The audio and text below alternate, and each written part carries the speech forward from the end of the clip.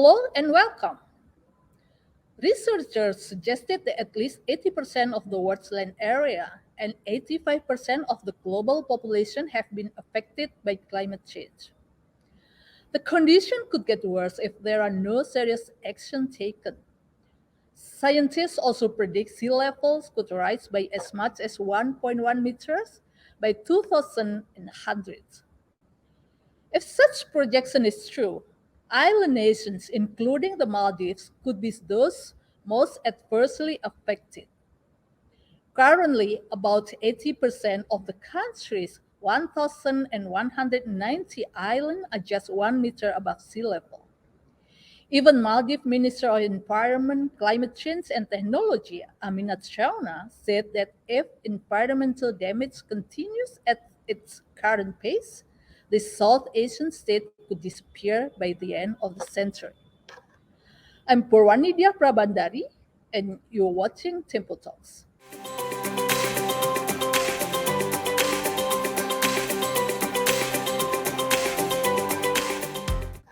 Today, we have Maldives Special Envoy for Climate Change with us to explain the current situation in the country.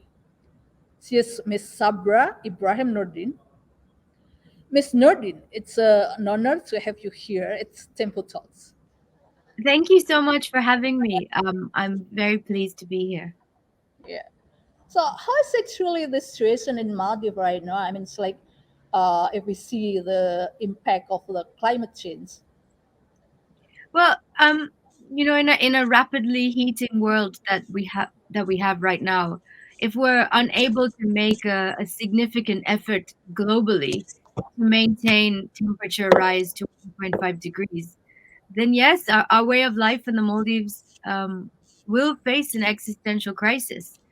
In the latest IPCC report, the findings confirm that tropical coral reefs are presently at high risk and that over 90% of coral reefs will be lost if we go above 2 degrees. And our coral reefs are the foundation for our islands, our lives, and our livelihoods. And they're the first layer of protection against surging waves. And we already face an increase in the frequency of severe storms, coral bleaching, and soil erosion. We have built seawalls around our islands and are continuing to establish piped safe water systems across the country in every island to ensure access to safe drinking water. But these are some of the adaptation measures that the government already has in place. But there are limits to how much we can adapt and how often. And there are limits to how high we can build our islands and how often we can replace sandbags on the shore.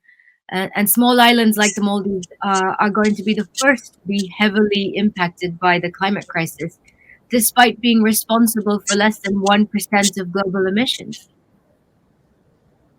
But is there any island that's already sink? Not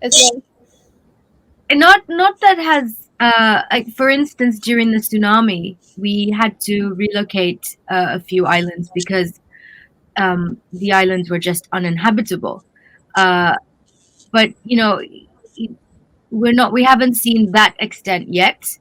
What we do see is more frequent cases of erosion, and barely any of the islands have fresh water on them anymore. So we have to make sure that they have access to safe water by ensuring that there are piped water systems. Is there any significant increase in natural disaster related to climate change? Yes, but I mean we're seeing irregular weather patterns, more flooding, increased storm surges, and I think there has been a worldwide increase in climate change related weather events. What's the impact to the economy of the people? Well, I mean, when you have 97% of islands reporting either shoreline erosion or serial erosion, and you have coral bleaching, or it means that we have to spend more and invest more in, for instance, natural disaster relief. rather than, longer term development issues. And when you already have limited resources, or when you have issues, immediate issues like a global pandemic to deal with, then we're unable to really invest in the longer term climate related projects that we need to, rather than, attending to immediate needs.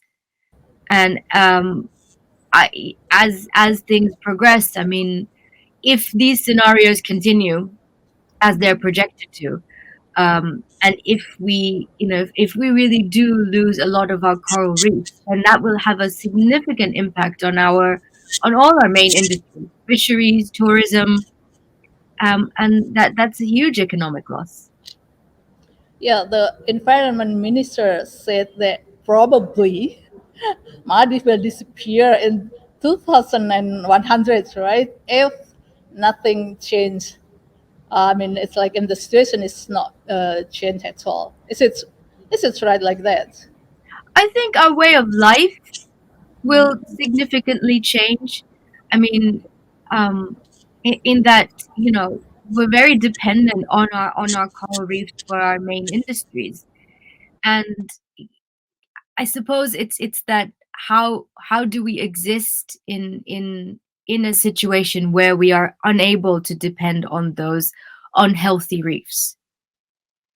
And what about the impact to the migration? Is there already impact of the climate change for the migration of the people in Maldives? And it's like domestic migration or abroad?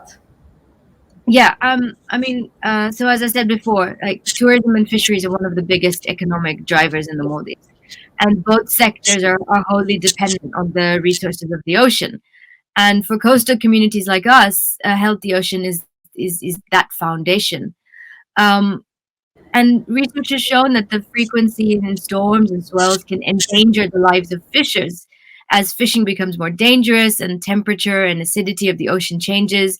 Fish stocks, fish that our stocks will change, um, and their migratory patterns will change. And these storms affect health services and education. And you know, following the tsunami, like I said before, we did see that some island communities had to be relocated to others within the Maldives simply because their islands were uninhabitable. And Right. despite the challenges posed by the climate crisis, I think the sentiments to migrate elsewhere, I would assume, is quite low among Maldivians. I mean, Ah. I imagine having to migrate or leave home out of necessity is not anybody's wish.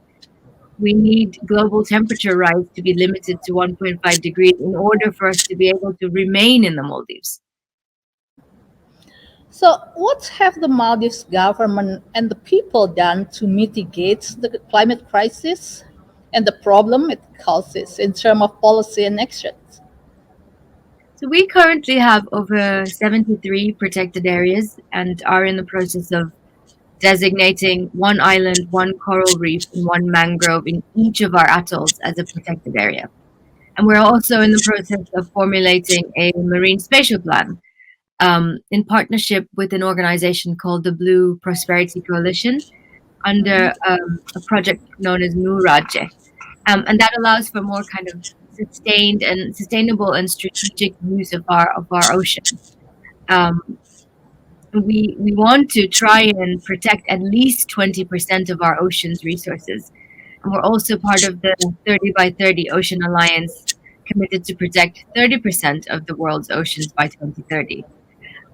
We've begun the implementation of a single-use plastic phase-out plan. Um, so we ban the import and consumption of certain single-use plastics into the Maldives, and try to promote more sustainable alternatives. And also, last year we ratified the Climate Emergency Act in the Maldives, and that supports the pledge made by the Maldives to try and achieve net zero carbon emissions by 2030. But we need a lot of financial and technical assistance to do that. So we're really trying to push the increase of our renewable energy output.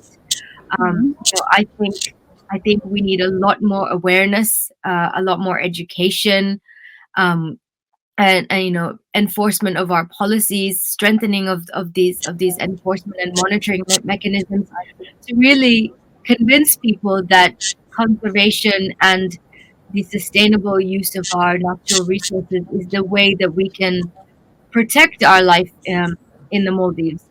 But so much of what we do in the Maldives is dependent on what happens elsewhere in the world.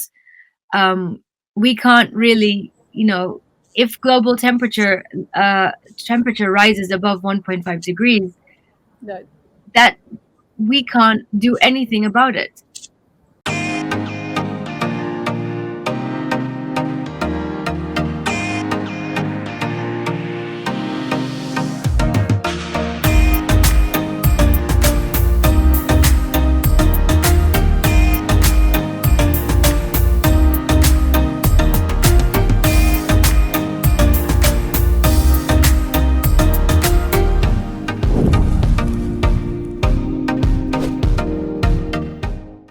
So the policy is already there, right, for the mitigation. So Yes, very much. how should people respond on that one? I mean, it's like, do they really involve to take action to fight against the climate crisis?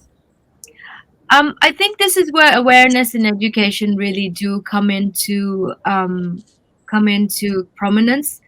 I Mhm. think there's a certain idea of development, and that has been tied very much to kind of traditional energy and the use of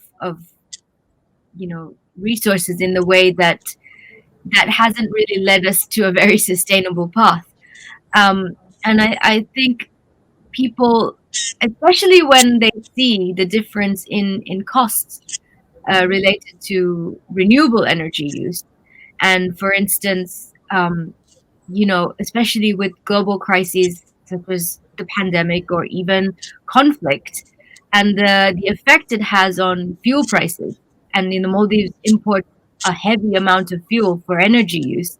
Right. And when you see the difference you know, in renewable energy costs not rising, and versus traditional fossil fuels, then I think that goes a long way in demonstrating how sustainable it can be and how much of a benefit it has to our lives.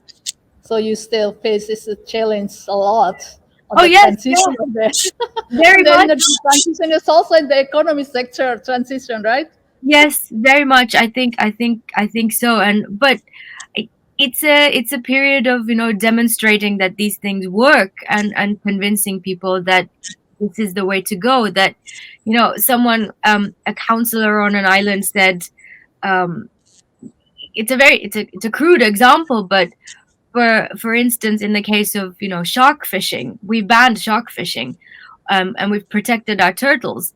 Um, Mm, there is more value to a local island that runs a guest house in having a healthy turtle that a I tourist can go snorkeling and see than fishing it or eating it.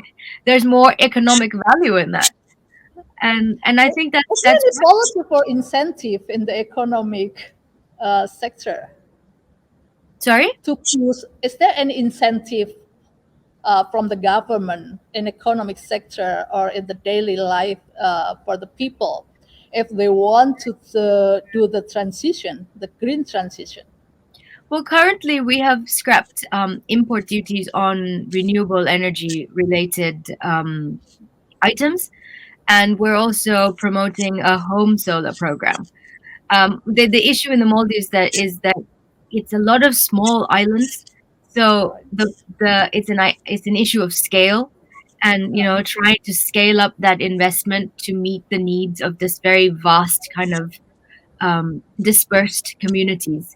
But and I think there's, especially in the tourism industry, we're seeing more of an interest in wanting to adapt to more sustainable means, and also renewable energy, because it does cut down on fuel costs. It does have an immediate impact on your budget. um, Mm. and Also, tourists want to see more sustainable methods being used in the resorts that they visit. There is awareness right now, right, Yes, yeah. in the global. So climate crisis is not the problem of Maldives alone, of course, as you mentioned before, but of the whole world.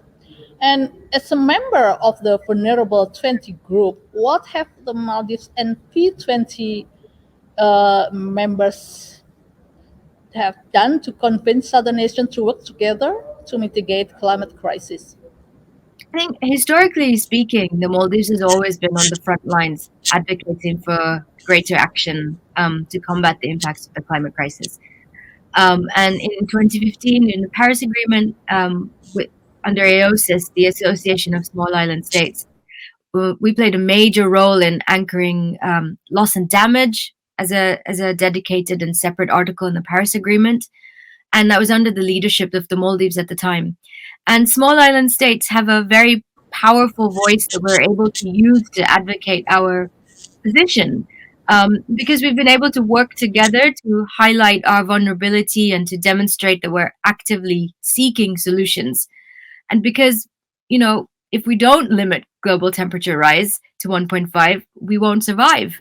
And we work very closely with many bilateral and multilateral partners to address the issues of loss and damage, access to funding for adaptation, and removing the really complex bureaucratic regulations and not regulations, but structures of international climate finance.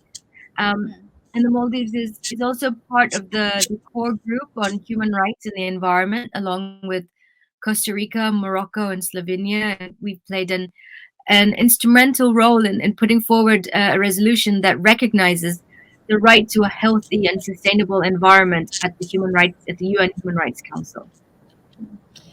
What's the challenge that faced by the Maldives in the struggle in this climate change issue? I think the biggest struggle is that so much of it depends on the actions of others, Yeah. especially countries that are, so much bigger than us, but that ultimately we are the front line, and Mhm. that is a huge challenge. But unfortunately, the whole world is seeing the impact of the climate crisis now. It's not just limited to vulnerable small island states. Every single region of the world has felt the impact, especially over the last few years, with extreme weather events and loss of life in certain circumstances, huge damage to economy. Um, so I think it's not just a small island state problem. Right. But how do you see the response of other countries? I mean, it's like, what do you think about their commitment to in preventing the climate crisis and then work together with everyone, including with a small or island nation like Maldives?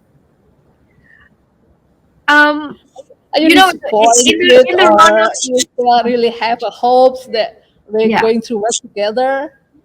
in the run up to COP26, I think there was a great ambition, and we did. There was certainly progress made at COP, even though we were disappointed in some of the final, language.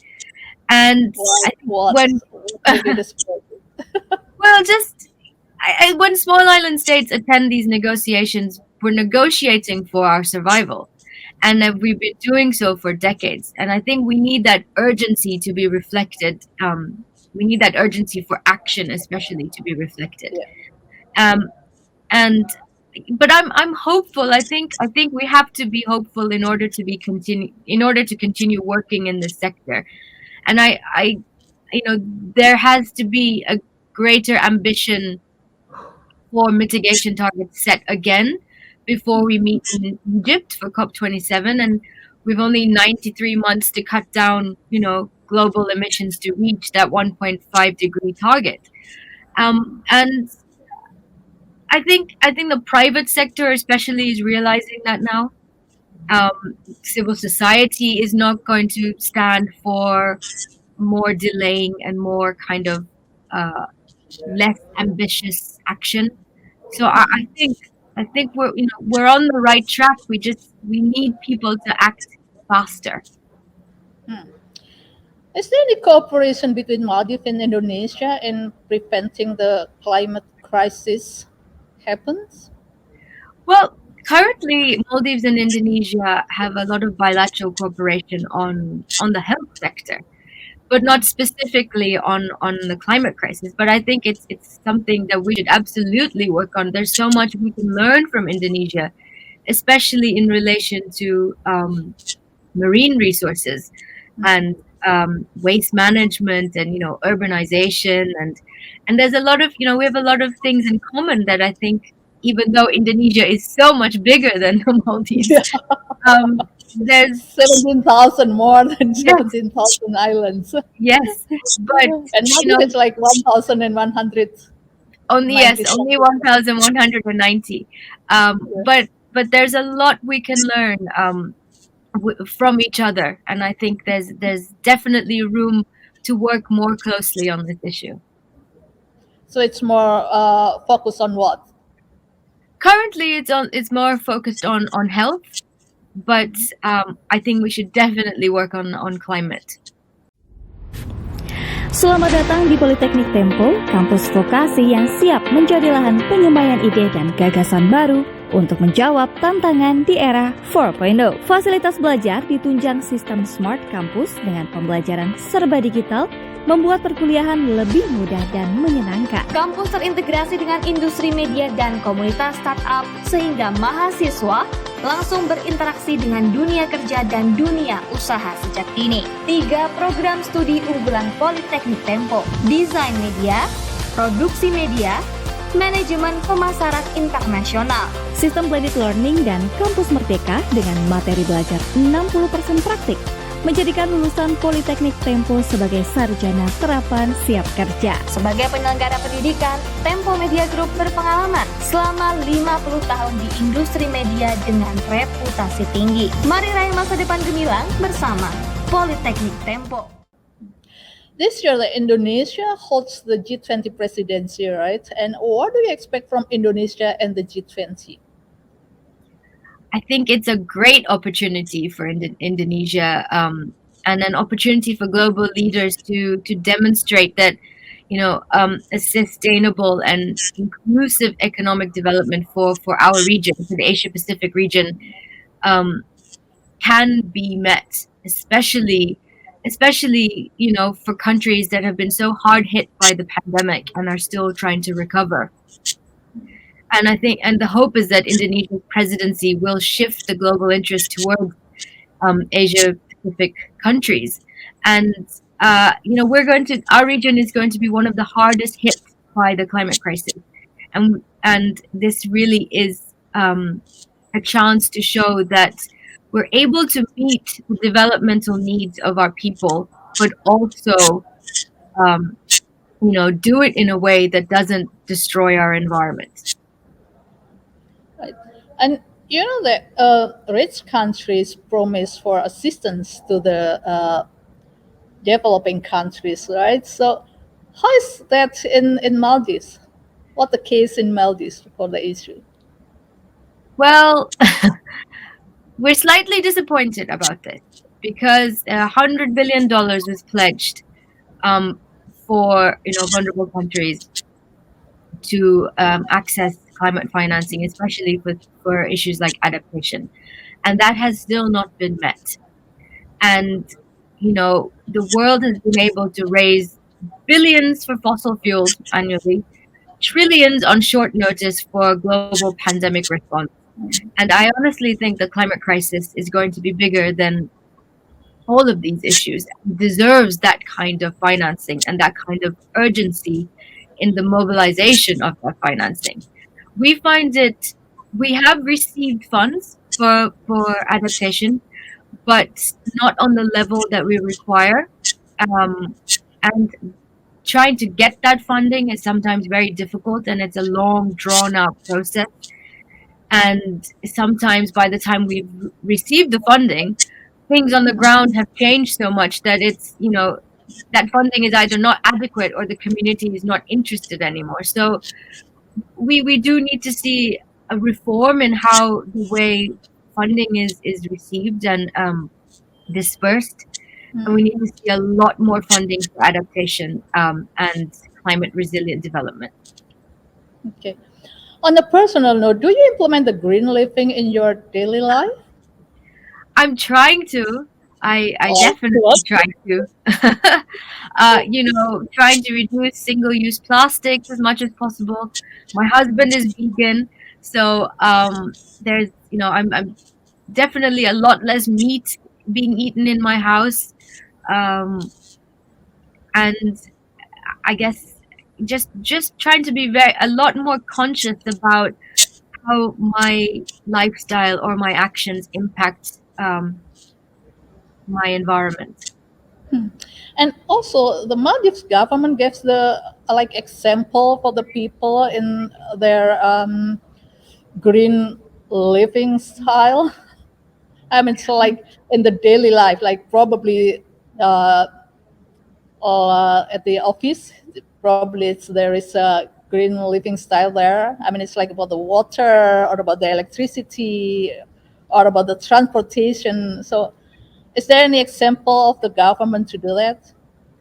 Well, I think one of the prime examples is our single-use plastic phase out plan.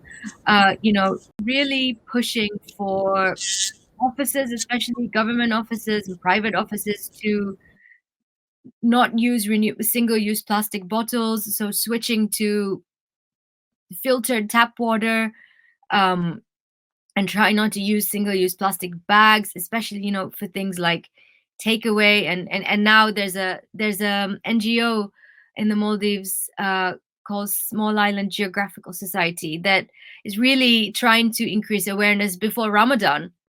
We have, because you have all the traditional kind of breaking fast and the traditional Right. meal before Ramadan starts. Good meal. Every office wants to have this meal, and to Yeah. really try and cut down on single-use plastic during these events, these big communal events where everybody gets together to really try and use alternatives and not use a lot of single-use plastic, and to be mindful of our consumption and waste. Ms. Noordeen, before we close the conversation, is there still anything that's really interesting or important that you want to say? Um, I'm just very pleased to be on the show, and thank you again for the opportunity. And I really hope that Indonesia and Maldives can strengthen our ties more on this issue. I think there's a lot we can learn from each other. And I really hope Indonesia uses the opportunity of the G20 presidency to highlight sustainable use of our resources to achieve our development goals. Ms. Noordeen, thank you for the insightful conversation today. Once again, it's an honor to have you here, and we thank you for your time. Viewers, thank you for watching us. I'm Purwani Diyah Prabandari. You can watch the next Tempo Talks in the following months with another interesting topic and another prominent guest. Good day.